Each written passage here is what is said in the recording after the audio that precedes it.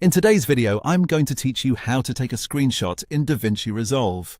If you want to save a frame from your video directly inside DaVinci Resolve, the process is actually very simple once you know where to look. This is especially useful if you want to capture a clean image from your edit for a thumbnail, client preview, reference image, or before and after comparison.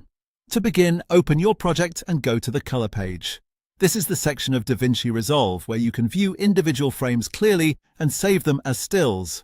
Once you're there, move through your timeline until you find the exact frame you want to capture. Take a moment here and make sure everything looks the way you want. If you're using color adjustments, effects, or grading, this is the point where you should confirm that the image is showing the final look you want in your screenshots. After you've positioned the playhead on the right frame, right-click in the viewer area and choose Grab Still. This tells DaVinci Resolve to save that current frame into the gallery. Think of the gallery as the place where Resolve stores these captured stills for review or export. Next, look over to the gallery and find the still you just created. Once you see it, right-click on that still and choose Export. This will open the Save options and let you decide how you want to save the image file. From there, you can select the format you want to use. This is helpful because different formats work better for different purposes. For example, you may want one format for quick sharing and another if you need higher image quality.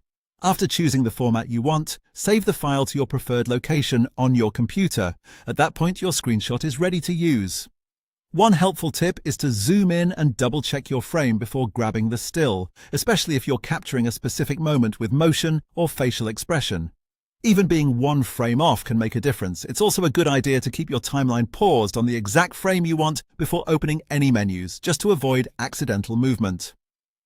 That's all it takes to take a screenshot in DaVinci Resolve. Go to the color page, line up your frame, grab the still, and export it in the format you want. Once you do it a couple of times, it becomes a very fast and useful part of your workflow.